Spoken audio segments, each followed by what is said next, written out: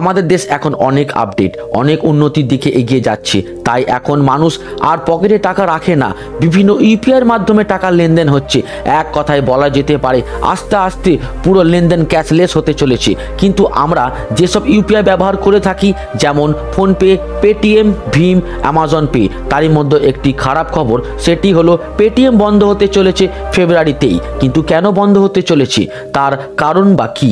ফেব্রুয়ারিতেই বন্ধ হতে চলেছে পেটিএম। হ্যাঁ, 29শে ফেব্রুয়ারি থেকে আপনি আর পেটিএম ব্যবহার করতে পারবেন না, কারণ নিয়ম না মানায় এই সংস্থার বিরুদ্ধে ব্যবস্থা নিল আরবিআই। ভারতীয় রিজার্ভ ব্যাংক তার ওয়েবসাইটে একটি বিজ্ঞপ্তি জারি করেছে। রিজার্ভ ব্যাংক অফ ইন্ডিয়া এক বিরাট সিদ্ধান্ত নিয়েছে। চলতি বছরেই 29শে ফেব্রুয়ারি থেকে পেটিএম পেমেন্ট ব্যাংক লিমিটেডের ওপর নিষেধাজ্ঞা জারি করেছে। এর মানে 29শে ফেব্রুয়ারি থেকে আপনি আর পেটিএম ব্যবহার করতে পারবেন না। এই তারিখ থেকে বন্ধ থাকবে পেটিএম ওয়ালেটে টাকা রাখা বা ফাস্ট্যাগ পেমেন্টের লেনদেন।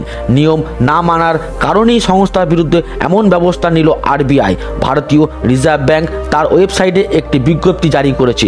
সেই জারি করা বিজ্ঞপ্তিতে বলা হয়েছে, গ্রাহকরা তাদের সেভিংস অ্যাকাউন্ট ওয়ালেটে অবশিষ্ট ব্যালেন্স ট্রান্সফার করতে পারবেন। ক্রেডিট লেনদেন নিষিদ্ধ করেছে আরবিআই। নিয়ম না মানার কারণেই এমন ব্যবস্থা নেওয়া হয়েছে। 29শে ফেব্রুয়ারির পর ব্যাংকিং পরিষেবা দিতে পারবে না, তবে গ্রাহকরা তাদের টাকা তুলে ফেলতে পারবেন। এও জানা যায় যে 1949-এ ব্যাংকিং রেগুলেশন আইন 35A ধারা অনুযায়ী পেটিএম এর বিরুদ্ধে ব্যবস্থা নিয়েছে ভারতীয় রিজার্ভ ব্যাংক অফ ইন্ডিয়া। তাই আর দেরি না করে তাড়াতাড়ি টাকা তুলে ফেলুন।